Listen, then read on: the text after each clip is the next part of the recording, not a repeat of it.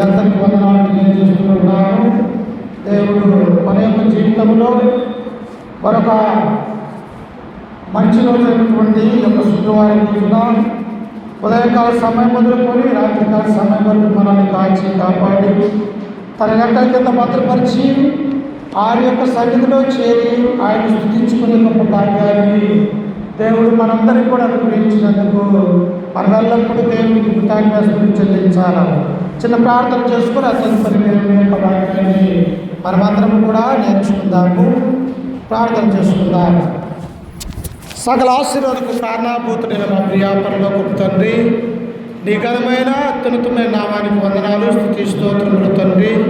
గడిచిన కాలమంతయు గడిచిన దినములన్నీ మమ్మల్ని కాచి కాపాడి మా యొక్క జీవితంలో తండ్రి మరొక శ్రేష్టమైన ఈ రాత్రికాల సమయంలో తండ్రి నీ యొక్క పాద సన్నిధానంలో చేరి ఆయా ఇప్పటి వరకు తండ్రి ప్రార్థన ద్వారా పాటల ద్వారా ఆయా నిన్ను మహింపరుచుకుని వింటూ ఉన్నాం. ఇదిగో తండ్రి పరిశుద్ధ గ్రంథంలో నుంచి నీ యొక్క వాక్యాన్ని ధ్యానించబోతూ ఉంటుండగా నిలవబడ్డటువంటి నేను నిరుత్త మాత్రుని తండ్రి ఆయా తండ్రి ఎందుకు పనికిరానటువంటి నా ద్వారా తండ్రి నీ బిడ్డలకును మాకును మా యొక్క జీవితాలకుని ఏ వాక్యం అయితే అవసరమై ఉంటూ ఉన్నదో తండ్రి ఆ వాక్యముని బోధించడానికి ప్రకటించడానికి నాకు మంచి జ్ఞానాన్ని అనుగ్రహించండి తండ్రి.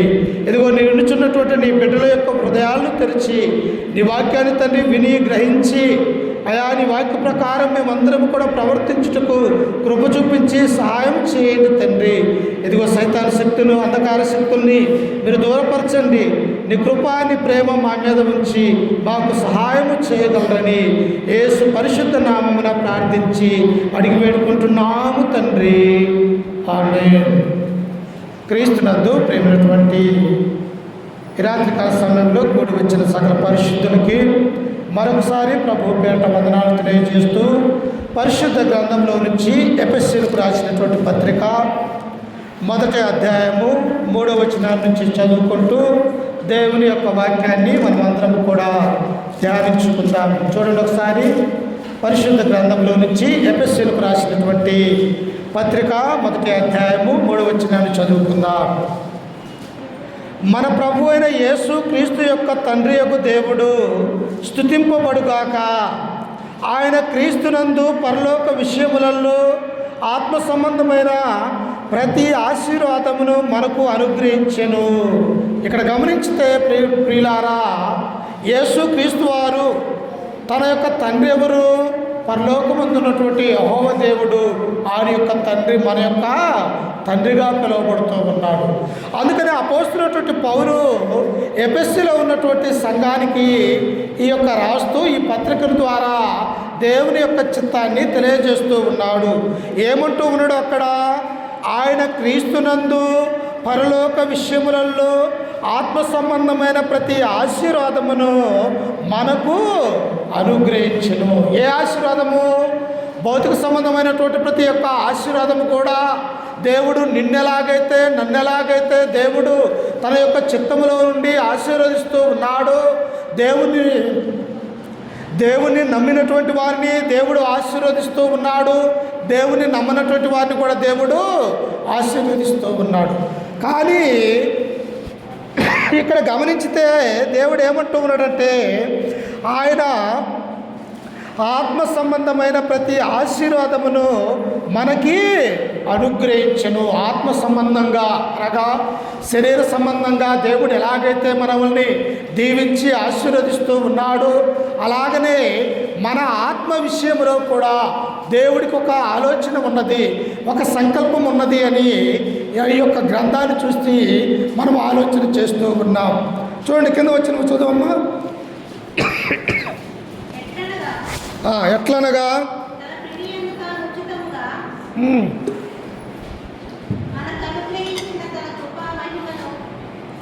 ఎట్లనగా తన ప్రియుని యందు తాను ఉచితముగా మనకు అనుగ్రహించిన తన కృపామహిమ కీర్తి కలుగునట్లు తన చిత్త ప్రకారమైన దయా సంకల్పము చెప్పున యేసు క్రీస్తు ద్వారా తనకు కుమారులుగా స్వీకరించుటకై మనల్ని ముందుగా తన కోసము నిర్ణయించుకొని.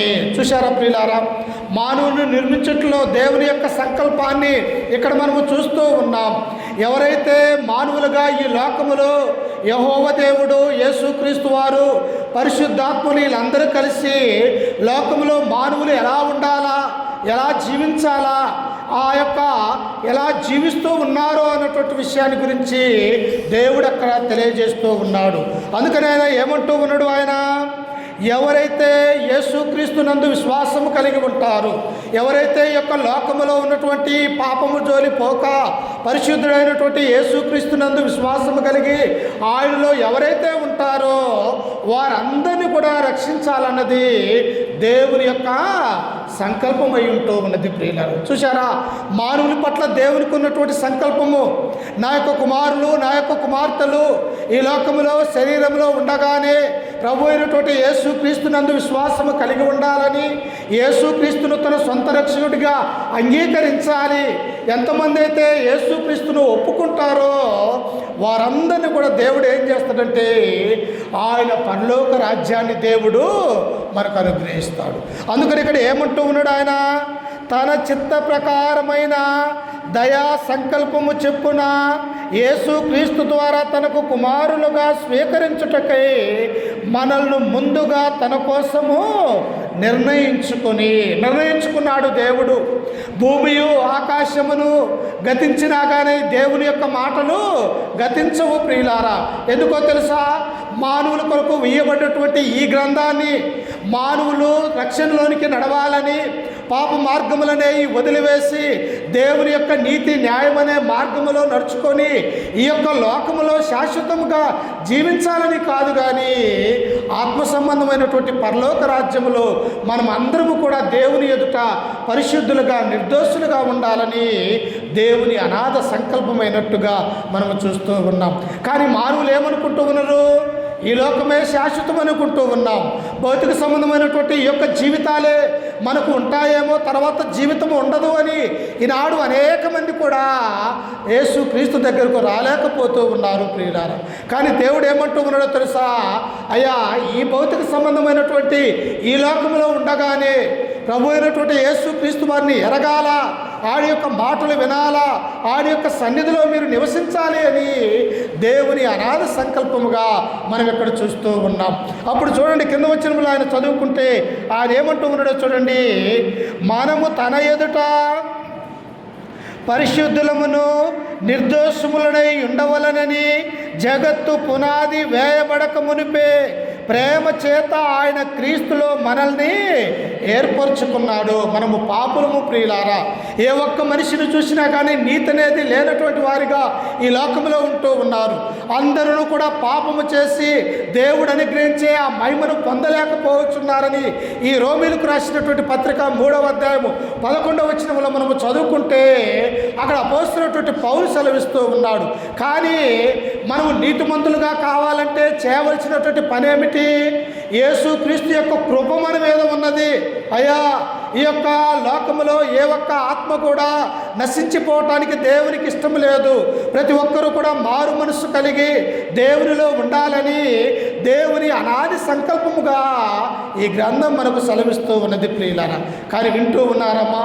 ఎవరు కూడా దేవుని యొక్క చిత్తం ఏంటి, దేవుడు నన్నెందుకు నా తల్లి గర్భములో నిర్మాణించాడు, ఎందుకు ఈ యొక్క లోకములోనికి నన్ను తీసుకుని వచ్చాడు, నా ద్వారా దేవుణ్ణి ఎలా మహిమపరచబడాలా, నేను ఈ లోకములో ఏం చేయగలుగుతున్నా ఉదయం లేచిన దగ్గర నుంచి అని మానవులుగా మనము ఆలోచన చేయలేకపోతూ ఉన్నాం. కానీ ఎందుకు? దేవుడు అంటూ ఉన్నాడు, జగత్తు పునాది వేయబడక మునిపే ప్రేమ చేత నేను ఏర్పాటు చేసుకున్నాను. నిజంగా దేవుని యొక్క ప్రేమ ఎలాంటిదో తెలుసా? తల్లిదండ్రుల ప్రేమ కంటే, భార్యాభర్తల ప్రేమ కంటే, అన్నదమ్ముల ప్రేమ కంటే, స్నేహితుల యొక్క ప్రేమ కంటే కూడా ఉన్నతమైనది మన యొక్క దేవుని యొక్క ప్రేమ అన్నటువంటి ఆ సత్యాన్ని మనము చూస్తూ ఉన్నాం. ఎలాంటి ప్రేమ అంట? నీ నా కొరకు తన యొక్క ప్రాణాన్ని ఆ కల్వరిగిరిలో పెట్టినటువంటి ప్రేమను మనము చూస్తూ ఉన్నాం. మనందరినీ కూడా రక్షించటానికి ఆయన తన యొక్క రక్తాన్ని ఆ శిలువ మీద కార్చినటువంటి వాడిగా మనము చూస్తూ ఉన్నాం. అంతేకాదు, ఆయన యొక్క ప్రేమ ఎలాంటిదంట? అనేకమైనటువంటి కొరడా దెబ్బలు, తన యొక్క శరీరములో ప్రతి చోట కూడా రక్తము కార్చినటువంటి వాడిగా ఆయన యొక్క ప్రేమను మనము చూస్తూ ఉన్నాం ప్రియులారా. ఎందుకు పరలోకంలో నుండి ఒక మానవుడిగా, ఒక కన్యకైనటువంటి మరియ గర్భాన ఈ లోకానికి ఆయన వచ్చినటువంటి ఆయన ఎందుకు ఇన్ని శ్రమలు, ఇన్ని బాధలు, ఆయన యొక్క రక్తము కార్చవలసినటువంటి అవసరత ఎందుకు ఉన్నది అంటే ప్రియులారా, మనల్నందరినీ కూడా రక్షించి తండ్రికి దగ్గర చేయటానికి తన యొక్క ప్రేమను శిలువ మీద వెల్లడిపరుస్తున్నటువంటి వాడిగా మనము చూస్తూ ఉన్నాం. అందుకనే పౌలు అంటూ ఉన్నాడు, ఓ ఎఫెసీయులారా, మీ యొక్క జీవితాల గురించి ఆలోచించండి. ఈ భౌతిక సంబంధమైనటువంటి జీవితం ఎంతడో తెలుసా? మన యొక్క జీవితము 70 సంవత్సరాలు, అధిక బలమున్న ఎడల 80 సంవత్సరాలు మాత్రమే ప్రియులారా. ఎన్నాళ్ళు బ్రతుకుతాము? ఇప్పుడు చూస్తుంటే 80 సంవత్సరాలు కాదు కదా, 70 సంవత్సరాలు కాదు కదా. ఇంకా చిన్నటువంటి వారు అనేక యాక్సిడెంట్లలో, అనేకమైనటువంటి అనారోగ్యాలలో ఈనాడు అనేక మంది కూడా చెడ్డ వ్యసనాలకు బానిసైపోయి త్వరగానే ఈ లోకంలో మరణించే వారిగా మానవులుగా ఉన్నట్టుగా మనము చూస్తూ ఉన్నాం. కానీ దేవుడు ఏమంటూ ఉన్నాడో తెలుసా? ఆ కింద వచనములో ఆయన పరిశుద్ధులమును నిర్దోషములై ఉండవలనని జగత్తు పునాది వేయబడక మునిపే ప్రేమ చేత ఆయన క్రీస్తులో మనల్ని ఏర్పరచుకొనెను. దేవుడు ఏర్పాటు చేసుకుంటూ ఉన్నాడు. దేవుడు పిలుస్తూ ఉన్నాడు, అయ్యా రండి, నన్ను వెంబడించండి. నా యొక్క మార్గం అనేది సరైనటువంటి మార్గము, నా యొక్క మాటలు పరిశుద్ధమైనటువంటి మాటలు. మీ యొక్క జీవితాలను మార్చుకోవాలంటే ప్రభు అయినటువంటి యేసుక్రీస్తు దగ్గరకు రావాలి అని క్రీస్తు అనేక సందర్భాలలో మానవాళ్ళని పిలిచినటువంటి వాడిగా మనము చూస్తూ ఉన్నాం. కానీ నాడు మానవుడు ఏం చేస్తూ ఉన్నాడంట? దేవుడి దగ్గరకు రాలేకపోతూ ఉన్నాడు ప్రియుల. లోకంలో పడి వెళ్ళిపోతూ ఉన్నాడు, లోక ఆశలకు లోనైపోతూ ఉన్నాడు. లోకంలో ఉన్నదంతయు దేవుడు ఏమన్నాడు? శరీరాశ, నేత్రాశ, జీవపు డంబము అవి తండ్రి వలన పుట్టినవి కావు అని యోహాను సువార్త, యోహాను పత్రిక మొదటి పత్రికలో యోహాను గారు మనకు తెలియజేస్తూ ఉన్నాడు. అంటే ప్రతి మనిషిని కూడా ఎందుకు ఈ యొక్క లోకంలోనికి దేవుడు నన్ను సృజించాడు, నేను ఎందుకు జీవిస్తూ ఉన్నాను, ఎందుకు ఈ యొక్క లోకంలో ఇంతకాలం బ్రతుకుతున్నటువంటి ఆ ఆలోచన మానవాళికి లేనటువంటి వారిగా మనము చూస్తూ ఉన్నాం. అందుకే దేవుడు ఇక్కడ ఏమంటూ ఉన్నాడో చూడండి. అదే ఎఫెసీయులకు రాసినటువంటి పత్రిక 1వ అధ్యాయము 8వ వచనాన్ని మనము చదువుకుంటే చూడండి, అక్కడ కాలము సంపూర్ణమైనప్పుడు జరగవలసిన ఏర్పాటును బట్టి ఆయన తన దయా సంకల్పము చొప్పున తన చిత్తమును గూర్చిన మర్మమును మనకు తెలియజేసి మనకు సంపూర్ణమైన జ్ఞాన వివేచన కలుగుటకు ఆ కృపను మన ఎడల విస్తరింప చేసెను. దేవుడు జ్ఞానాన్ని ఇస్తూ ఉన్నాడు ప్రియులకు. నా జనులు అవివేకులు, నా జనులు బుద్ధి లేనటువంటి వారు, నా జనులు జ్ఞానము లేక నశించిపోతూ ఉన్నారని ఇర్మియా ప్రవక్త ద్వారా, యెషయా ప్రవక్త ద్వారా, హగ్గై ద్వారా, హబక్కూకు ద్వారా అనేక విషయాలలో దేవుడు ఏమంటూ ఉన్నాడో తెలుసా? నా జనులు అవివేకమైనటువంటి వారు. అంటే వారికి ఏమి లేదంట? వివేకం అనేది లేదు, జ్ఞానం అనేది లేదు. జ్ఞానం లేకపోతే ఒక మనిషి ఎలా అయిపోతాడు? అనేక విషయాలలో తప్పిపోయేవాడిగా ఉంటూ ఉన్నాడు ప్రియులారా. అందుకని ఇక్కడ దేవుడు ఏమంటూ ఉన్నాడు? సంపూర్ణమైనప్పుడు జరగవలసిన ఏర్పాటును బట్టి ఆయన దయా సంకల్పము చెప్పున ఆయన ఏం చేస్తూ ఉన్నాడంటే ఆయన యొక్క మర్మాన్ని మనకు బయలుపరుస్తూ ఉన్నాడు ప్రియులారా. ఏంటి ఆ యొక్క మర్మము? యేసుక్రీస్తు ఎలాగైతే తన యొక్క కుమారుడుగా పరలోక రాజ్యంలో సింహాసనం మీద కూర్చొని ఉంటూ ఉన్నాడో, ఆయన నమ్మినటువంటి బిడ్డలకు కూడా దేవుడు ఏమిచ్చి ఉన్నాడో తెలుసా? పరలోక రాజ్యాన్ని దేవుడిస్తూ ఉన్నాడు ప్రియులారా. ఈ రాజ్యం కోసం మనం పోరాటం చేయకూడదు. ఈ భూమి మీద మనము యొక్క కాలము కొంతకాలమే ప్రియులారా. ఎందుకంటే మనకంటే ముందున్నటువంటి వారిని మనము చూడగలము. ఎన్నో సంవత్సరాల నుంచి యొక్క భూమి ఆకాశం అనేది ఉన్నది. కానీ మనకంటే ఉన్నటువంటి పితరులు కానీ, ప్రవక్తలు కానీ, న్యాయాధిపతులు కానీ, గొప్పవారు కానీ నేటి దినాన లేనటువంటి వారిగా మనము చూస్తూ ఉన్నాం. అందుకనే దేవుడు ఏమంటూ ఉన్నాడంటే నా జనులు జ్ఞానము లేకయే నశించిపోతూ ఉన్నారు. జ్ఞానం ఉంటే యేసుక్రీస్తు యొక్క మార్గం ఏందో మనం తెలుసుకుంటాం. కుటుంబాన్ని ఎలా చూసుకోవాలో అర్థమవుతూ ఉన్నది. దేవుడు మనకిచ్చినటువంటి పిల్లల్ని ఎలా నడిపించాలో జ్ఞానం ఉంటే మనకు తెలుసుకుంటూ ఉన్నది. అందుకనే దేవుడు ఇక్కడ ఏమంటూ ఉన్నాడంటే, దేవుడు అనేకమైనటువంటి మర్మాలని మనం తెలుసుకోవాలని ఆయన బయలుపాటు చేస్తూ ఉన్నాడు ప్రియులారా. అందుకనే కింద వచనంలో మనం చదువుకుంటే చూడండి, 10వ వచనములో, ఈ సంకల్పమును బట్టి ఆయన పరలోకములో ఉన్నవే కానీ భూమి మీద ఉన్నవే కానీ సమస్తమును క్రీస్తునందు ఏకముగా సమకూర్చవలనని తనలో తాను నిర్ణయించుకొనెను. ఏంటి అట? భూమి మీద ఎవరైతే యేసుక్రీస్తును నమ్ముకుంటారో పరలోక రాజ్యంలో కూడా ఎవరుంటారంట? ఆయన నమ్మినటువంటి బిడ్డలు ఉంటారు ప్రియుల. ఇది తెలుసుకోలేక మానవులుగా ఉన్నటువంటి మనము ప్రతి నిత్యము కూడా లోకములో పడిపోతున్నటువంటి వారిగా మనకు చూస్తూ ఉన్నాం. కానీ దేవుడు ఏమంటూ ఉన్నాడో తెలుసా? భూమి మీద ఉన్నవే కానీ పరలోకంలో ఉన్నవే కానీ ప్రతి ఒక్కరూ కూడా క్రీస్తు యొక్క మార్గాలను తెలుసుకొని ఆయన యొక్క మాటలను గైకొనాలన్నది తండ్రి యొక్క అనాది సంకల్పముగా మనము చూస్తూ ఉన్నాం ప్రియులారా. దీని ఆ జీవితము కూడా స్వల్పమైనది ప్రియులారా. మన యొక్క శరీరములో మన యొక్క ప్రాణం ఉండగానే ప్రభు అయినటువంటి యేసు క్రీస్తు వారిని సొంత రక్షకుడిగా అంగీకరించాలా. ఆనాడు అపోస్తలులు ఏం చేశారు? ఉదయం లేచిన దగ్గర నుంచి కూడా సాయంత్రం వరకు కూడా తమ యొక్క జీవితంలో అనేక మందికి కూడా సువార్తను ప్రకటన చేసేవారిగా ఉంటూ ఉన్నారు. ఎలాగనో తెలుసా?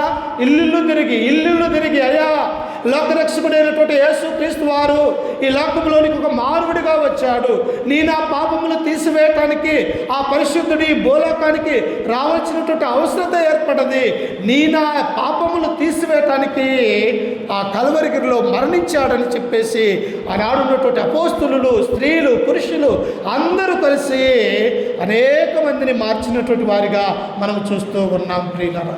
ఏదో దేవుని యొక్క పరిచర్య అంటే, క్రైస్తవ జీవితం అంటే నామకార్థమైనటువంటి భక్తి కాదు ప్రియులారా. నా జీవితం ఉదయం లేచిన దగ్గర నుంచి ఎలా ఉన్నాను, నేను ఏ స్థితిలో ఉన్నాను, ఎలా నడుచుకుంటూ ఉన్నాను, దేవుడిలో ఉన్నానా, లోకములో ఉన్నానా, నా హృదయంలో దేవుని గురించినటువంటి వాక్యం ఉన్నదా, లేకపోతే లోక సంబంధమైనటువంటి అనేక చెడ్డ మాటలు నా హృదయంలో తలంపులో ఉన్నాయా అని ప్రతి నిత్యము మనము ఆలోచించుకునే వారిగా ఉండాలని దేవుడు కోరుకుంటూ ఉన్నాడు. అందుకని ఆయన ఏమంటూ ఉన్నాడు చూడండి, అక్కడ 11వ వచనములో, మరియు క్రీస్తునందు ముందుగా నిరీక్షించిన మనము తన మహిమకు కీర్తి కలగజేయవలనని దేవుడు తన చిత్త ప్రకారమైన సంకల్పమును బట్టి మనల్ని ముందుగా నిర్ణయించి ఆయన యందు స్వాస్థ్యముగా ఏర్పరచును. ఆయన తన చిత్తానుసారముగా చేసిన నిర్ణయము చెప్పున సమస్త కార్యములను జరిగించుచున్నాడు. ఈనాడు దేవుని యొక్క సన్నిధిలో మనం కూర్చున్నామంటే దేవుడు అనాది సంకల్పములు ఆయన మన మీద పెట్టుకున్నటువంటి ఆ జరిగించినటువంటి క్రియ అన్నటువంటి విషయాన్ని మనం అర్థం చేసుకోవాలి ప్రియులారా. ఈనాడు అనేక మంది దేవుని యొక్క సత్యాన్ని తెలుసుకోలేక ఈ లోకంలో నశించిపోయినటువంటి వారిని మనం చూడగలం ప్రియులారా. ఉదాహరణకు ధనవంతుణ్ణి మనము చూస్తూ ఉన్నప్పుడు, అలాగనే ఒక దరిద్రుడైనటువంటి లాజర్ను మనము చూస్తూ ఉన్నప్పుడు ఎలా ఉన్నది వారి యొక్క జీవితము? ధనవంతుడు ఏం చేశాడు? తనకున్నటువంటి ధనముతోటి గర్వించాడు. తనకున్నటువంటి ధనముతోని ప్రశస్తమైనటువంటి వస్త్రాలను ధరించుకొని ఏ తిండి కావాలంటే, ఏ ఆహారం కావాలంటే ఆ ఆహారాన్ని తిన్నాడు. కానీ తన జీవితంలో ఏది లేదంట. దేవుడు ఇంత నాకు ఆస్తిని, ఐశ్వర్యాన్ని, ఇంత ఆరోగ్యాన్ని అనుగ్రహించిన ఆయన్ని విడిచిపెట్టి ధనవంతుడు ఏం చేశాడో తెలుసా? ఈ లోకంలో ఎంతో సంతోషించినటువంటి వాడిగా మనము చూస్తాం ప్రియులారా. కానీ దరిద్రుడు ఏం చేస్తూ ఉన్నాడు? ఆ ధనవంతుడు తినే బల్ల మీద ఏదైనా రొట్టె ముక్క కింద పడితే ఆ రొట్టె తీసుకొని తన యొక్క కడుపును నింపుకొని ఈ లోకంలో ఒక దరిద్రుడుగా జీవించాడు. కానీ ఆయన ఏం చేశాడు? యేసు క్రీస్తుని నమ్ముకున్నాడు, దేవుని నమ్ముకున్నాడు, దేవుని యొక్క ఆజ్ఞ ప్రకారం జీవించాడు. అప్పుడు ఇద్దరు కూడా చనిపోయారు ప్రియులారా. ఇద్దరు చనిపోయి ఎక్కడికి వెళ్ళారో తెలుసా? ధనవంతుడు వచ్చేసేమో పాతాళానికి, అగ్నిగుండములోనికి వెళ్ళిపోయాడు ప్రియులారా. కానీ దరిద్రుడు కూడా చనిపోయాడు. కానీ దరిద్రుడు చనిపోయినప్పుడు ఎవరు వచ్చారు? దేవదూతలు వచ్చారు. ఆ దరిద్రుడిని ఎత్తుకొని అబ్రహాము యొక్క కుడిరొమ్మునైనటువంటి ఆ పరదేశంలో ఆ దరిద్రుడు నివసిస్తూ ఉన్నాడు. అంటే ఈ లోకంలో మనం బలహీనులు కావచ్చు, లేనటువంటి వారివి కావచ్చు ప్రియులారా. కానీ మన యొక్క విశ్వాసము ఎవరి మీద ఉండాలా? దేవుని యందు విశ్వాసం కలిగి ఉంటే, ఇదిగో చనిపోయినటువంటి ఆ దరిద్రుడు అబ్రహాము యొక్క కుడి రొమ్మున ఆనుకొని ఉన్నట్టుగా మనము చూస్తూ ఉన్నాం. కానీ ఈ యొక్క లోకంలో ఎంతో జల్సాగా, ఎంతో మంచి ఆహారం తింటూ ఈ లోకంలో దేవుణ్ణి ఎరగకుండా చనిపోయిన ఆ ధనవంతుడు ఎక్కడికి వెళ్ళాడు తెలుసా? నరకానికి వెళ్ళిపోయినట్టుగా మనము చూస్తూ ఉన్నాం. అప్పుడు ఆ ధనవంతుడు అంటున్నాడు, అయ్యా, ఈ నరకములో నా యొక్క శరీరము, నా యొక్క ఆత్మ శరీరము భూమి మీద పోయినది, నా యొక్క ఆత్మ కాలిపోతూ ఉన్నది, ఈ వేడికి, ఈ మంటకు నేను అల్లాడిపోతూ ఉన్నాను. ఇదిగో అబ్రహామా, నా తండ్రి, ఇదిగో నీ రొమ్ములో ఉన్నటువంటి ఆ యొక్క దరిద్రుడైనటువంటి ఆ యొక్క లాజర్ని నా దగ్గరకు పంపించి ఒక్క చుక్క నీరు నా నోట్లో వేయమని ఆ ధనవంతుడు విలవిల్లాడిపోతున్నట్టుగా మనము చూస్తూ ఉన్నాం. అంటే ఈ లోకంలో ఉండగానే దేవుని నమ్ముకోవాలా ప్రియులారా. ఈ యొక్క శరీరంలో మన యొక్క ప్రాణం ఉండగానే యేసుక్రీస్తు యందు విశ్వాసము కలిగి ఈ లోకంలో మనం మరణించినప్పటికీ కూడా ఎక్కడ ఉంటామమ్మా? దరిద్రుడైనటువంటి ఆయన విశ్వాసం కలిగి అబ్రహాము యొక్క కుడి రొమ్మున ఎలాగైతే ఉన్నాడు, మనము కూడా అలాంటి జీవితం కావాలంటే ఈ లోకంలో క్రీస్తును అంగీకరించాలా ప్రియులారా. అందుకనే దేవుడు ఇక్కడ ఏమంటూ ఉన్నాడు చూడండి, 13వ వచనంలో, మీరును చదువు, సత్యవాక్యమును అనగా మీ రక్షణ సువార్తను విని క్రీస్తునందు విశ్వాసముంచి వాగ్దానము చేయబడిన ఆత్మచేత ముద్రింపబడితే.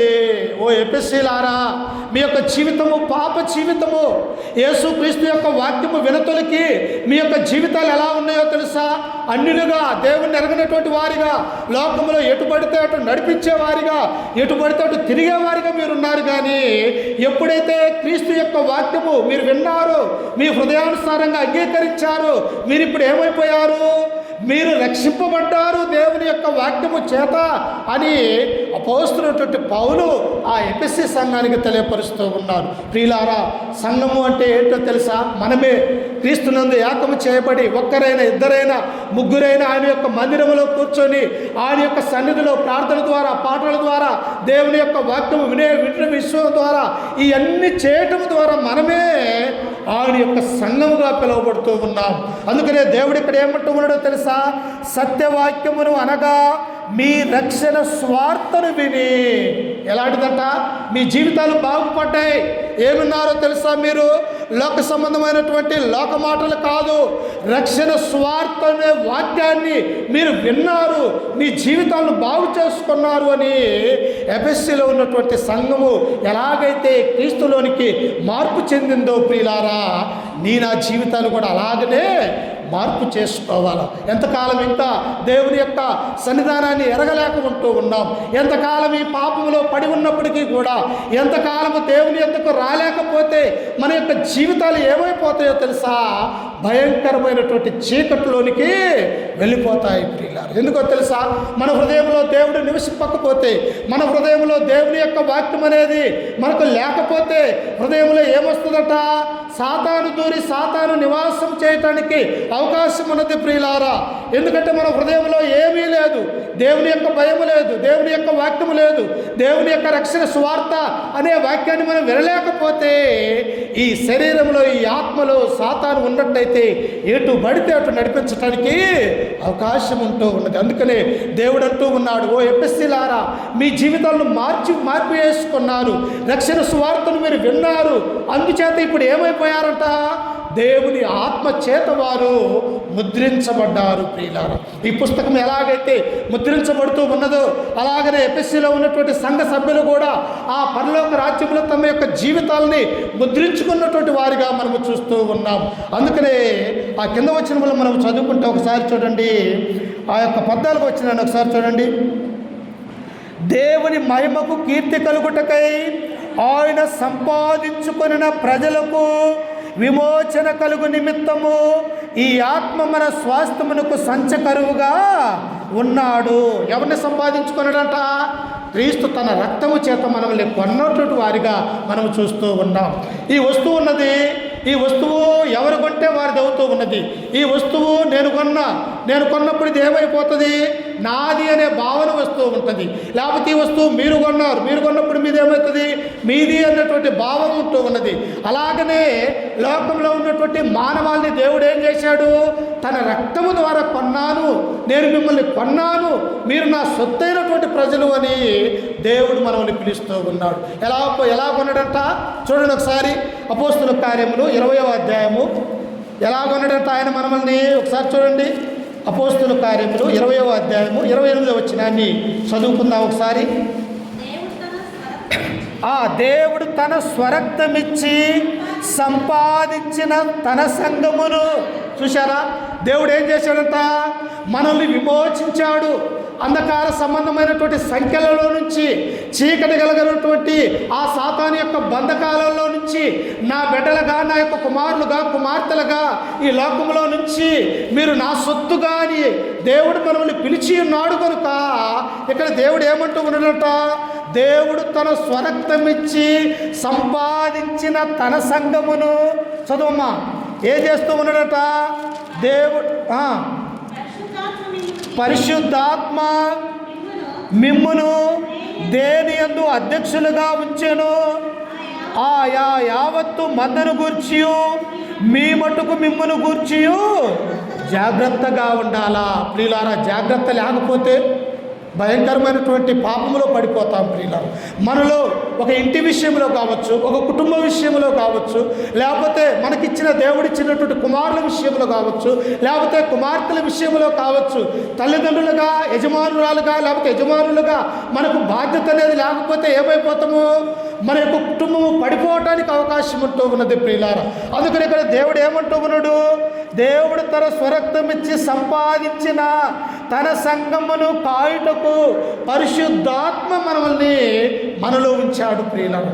దేవుడు వెళ్తా ఏం చేశాడో తెలుసా, నా బిడ్డలు ఎక్కడ దూరం అయిపోతారేమో, నా బిడ్డలు ఎక్కడ నా యొద్దకు రాలేక ఈ లోకంలో ఉన్న సాతాను యొక్క మార్గంలో వెళ్ళిపోతారేమో అని చెప్పేసి పరిశుద్ధాత్మ దేవుణ్ణి మన హృదయంలోనికి నింపినట్టు వాడిగా మనము చూస్తూ ఉన్నాం. అందుకనే ప్రియులారా, మనం ఏం చేయాలా, దేవుని సొత్తైనటువంటి ప్రజలుగా ఉంటూ ఉన్నాం. కాబట్టి మన యొక్క శరీరంలో మన ప్రాణం ఉండగానే ప్రభువును నమ్ముకోవాలా, ఆయన యందు విశ్వాసం ఉంచాలా. దేవా, నా కొరకు ఈ లోకానికి వచ్చావా, నా కొరకు నీ యొక్క ప్రాణాన్ని నా కొరకు అర్పించావా, నా కొరకు నీ యొక్క రక్తాన్ని కార్చావా, నా కొరకు నువ్వు మరణించావా, నా కొరకు నువ్వు తిరిగి లేచావా అని మనం అందరం కూడా యేసు క్రీస్తు గురించి తెలుసుకోవాలన్నది దేవుని యొక్క అనాది సంకల్పం ప్రేమిలారు. అందుకనే ఇంకా చివరిగా ఒక మాట చదువుకుని ఈ యొక్క వాక్యాన్ని మనం ముగించుకుందాం ప్రియులారా. ఒకసారి చూడండి ఇంకా ఏమంటూ ఉన్నదంట.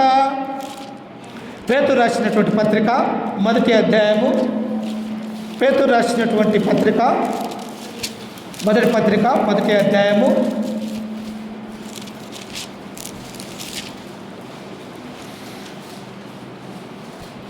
18వ వచనం చదువుకుందాం.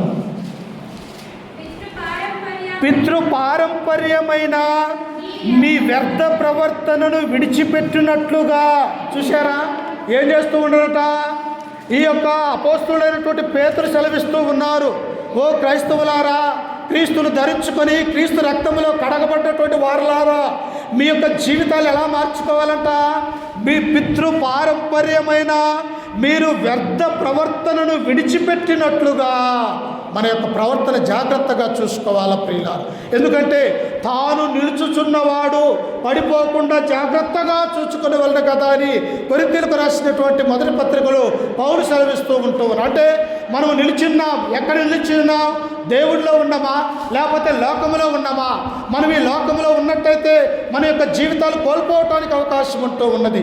అదే దేవుడిలో ఉన్నట్టయితే బాధలు వస్తాయి, శ్రమలు వస్తాయి, కానీ వీటిని తట్టుకొని విశ్వాసము కలిగి మనం ఈ లోకములో ఆయన సన్నిధిలో ఆయన యొక్క ప్రార్థన మందిరములో ఉన్నట్టయితే దేవుడు మనల్ని గొప్పగా ఆశీర్వదించుతాడు ప్రియులారా. అందుకని పేతురు అంటూ ఉన్నాడు, పితృపారంపర్యమైన మీ వ్యర్థ ప్రవర్తన విడిచిపెట్టినట్టుగా వెండి బంగారముల వంటి క్షయ వస్తువుల చేత మీరు విమోచింపబడలేదు కానీ. ఓ క్రైస్తవులారా, ఓ మానవులారా, దేవుని నమ్ముకున్నటువంటి బిడ్డలారా, మీరు ఎలాగ విమోచింపబడలేదో తెలుసా? వెండి ద్వారా వెండి పెట్టి మిమ్మల్ని విమోచింపలేదు, లేకపోతే బంగారం ఇచ్చి మిమ్మల్ని విడిపించలేదు. కానీ దేనితో విడిపించాడంట? చూడండి, అక్కడ ఉన్నది, క్షయ వస్తువుల చేత మీరు విమోచింపబడలేదు కానీ అమూల్యమైన రక్తము చేత, అనగా నిర్దోషమును నిష్కలంకమునగు గొర్రె పిల్ల వంటి క్రీస్తు రక్తము చేత విమోచింపబడితేరని మీరు ఎరుగుదురు కదా. దేనితో విమోచింపబడ్డాడమ్మా? ఒక వ్యక్తి లోకంలో నుంచి క్రీస్తులోనికి రావాలంటే క్రీస్తును అంగీకరించాలా, ఆయన యందు విశ్వాసం ఉంచాలా, మారు మనసు పొందాలా, బాప్తిస్మం అనే కార్యక్రమం ద్వారా మన పాప జీవితాన్ని పాతిపెట్టాలా. ఆ తర్వాత ఎలా విమోచింపబడో తెలుసా? అమూల్యమైన క్రీస్తు రక్తము చేత మనము విమోచింపబడ్డాము ప్రియులారా. చూశారా? ఒక పరిశుద్ధమైనటువంటి రక్తాన్ని మనల్ని మారుమనసు పొందాలని, మనము దేవునికి కుమారులుగా కుమార్తెలుగా ఈ లోకంలోనే కాదు పరలోక రాజ్యంలో ఉండాలని, దేవుని యొక్క చిత్తాన్ని తెలుసుకోవాలని ఆయన ఏం చేశాడో తెలుసా? అమూల్యమైన రక్తము చేత, అనగా నిర్దోషమును నిష్కలంకమునగు గొర్రె పిల్ల వంటి క్రీస్తు రక్తము చేత విమోచింపబడుతూ ఉన్నాం. అంటే గొర్రె పిల్ల ఎలాగైతే సాధువుగా ఉంటూ ఉన్నదో, గొర్రె ఎలాగైతే ఏ పాపము లేనిదిగా ఉంటూ ఉన్నదో, అలాగనే యేసుక్రీస్తు వారు కూడా ఆ రోమీల దగ్గర, అన్యుల దగ్గర, ఎందుకో రోమా గవర్నర్ అయినటువంటి పిలాతు దగ్గర వలకు తేబడిన గొర్రె వలె ఆయన మౌనముగా ఉన్నట్టుగా మనము చూస్తూ ఉన్నాం. కాబట్టి ప్రియులారా, మన యొక్క శరీరములో మన ప్రాణం ఉండగానే ప్రభువును నమ్ముకోవాలా. పరిశుద్ధమైనటువంటి ఆయన యొక్క రక్తము ద్వారా దేవుడు మనల్ని విమోచించాడు కనుక మన జీవితకాలం అంతయు కూడా క్రీస్తులో ఉండాలా, ఆయన సన్నిధిలో ఉండాలా, ఆయన మందిరంలో ఉండి ఆయన యొక్క వాక్యము విన్నట్టయితే మనకు దేవుడు నిత్య జీవాన్ని అనుగ్రహిస్తాడు. కనుక ప్రియులారా, ఈ యొక్క రాత్రికాల సమయంలో మనం ఎలా ఉన్నాం, మన యొక్క జీవితం ఎలా ఉన్నది, మన యొక్క కుటుంబం ఎలా ఉన్నది, మన యొక్క పిల్లలు ఎలా ఉన్నారు, క్రీస్తులో ఉన్నామా, లోకములో ఉన్నామా?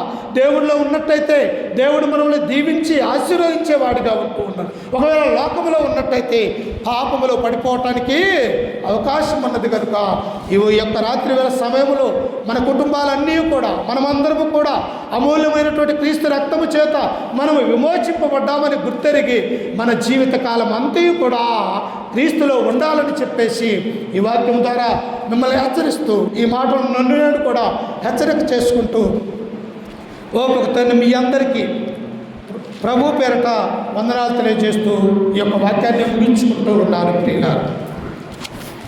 చివరిగా ప్రార్థన చేసుకొని మరి త్వరగానే దేవుని యొక్క సన్నిధిలో మనం ముగించుకుంటూ ఉన్నాం ప్రియులారా. ఎందుకో తెలుసా?